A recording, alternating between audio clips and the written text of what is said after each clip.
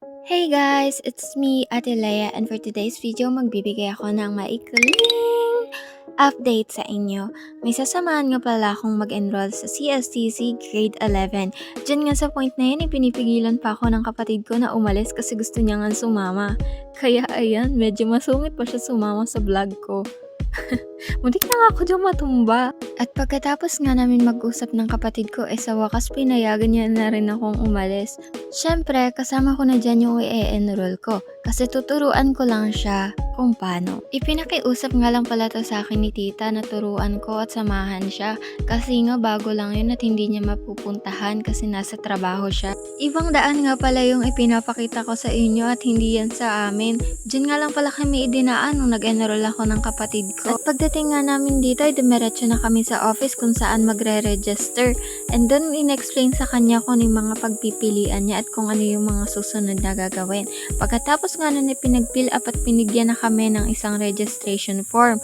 At pagkatapos nga nun ay dumiretso na kami sa cashier para bayaran yung down payment niya. Pagkatapos ng interview sa taas ay nag-fill up na rin nga pala yun sa cashier. Dinadagdagan lang nila yun ng mga information at tatanungin kanila kung may kulang pa na pwede mong idagdag. Ang maganda nga dito ay kapag ka may gusto kang i-clarify sa kanila or itanong ay pwede mong gawin. At dito nga pala ay may nakalimutan kaming ilagay na contact number ng parents niya. Importante na rin kasi talaga yun lalo na kapag naiwala mo yung form at may emergency ang school na kailangan itawag sa parent. At pagkatapos ko ngang ilagay yung ilang information pa na kailangan nila ay ibinalik ko na rin yun para makuha ko na yung resibo at saka yung student copy ng form para magamit niya kapag ka magbabayad siya ng tuition ulit. At pagkatapos nga namin sa baba ay pinabalik kami sa itaas para maipacheck kung maparecord kung okay na ba yung kanyang form. Nung una nga, pahiya-hiya pa tong kasama ko, siya naman yung mag-e-enroll dito, hindi ako. Kaya ayun, sabi ko siya na yung kumatok. At nung pagkapasok namin ay tawang-tawa pa siya. Kasundo niya nga si ma'am at sir, at lalong tawang-tawa pa sila. Bago nga pala kami umalis ay dumaan kami ng CR dahil hindi pwedeng hindi.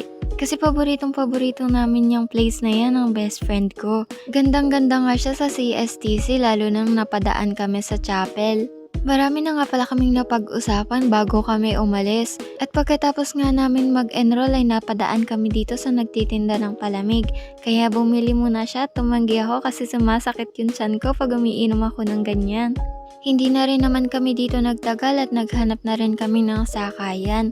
At pagkasakay nga namin ay agad na rin kaming umalis dahil meron kaming nasaktuhan na nag-iintay ng pasahero. Nung araw nga pala na ito ay piyesta sa amin kaya walang gaanong namamasada. Siguro nagiinom sila.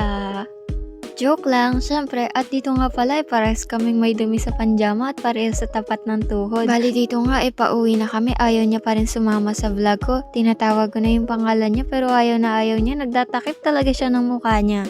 Siguro mga alauna na nito nung pauwi kami. Kaya may mga bata na naglalakad, mga halbot daw sila. Pero baka nagtataka kayo kung bakit blurred yung video ko. Di-blurred ko lang talaga siya kasi hindi natin i-respect yung privacy ng iba. Madalang na nga lang pala yung mga naglalagay ng bagakay dito sa amin. Lalo na hindi naman ganun kadami yung tao dito at hindi naman napupuntahan yung mga nasa dulo. Kapatid at pinsan ko nga pala yan. Pero hanggang dito na lang muna po yung video natin. See you sa next vlog this June. Love you guys.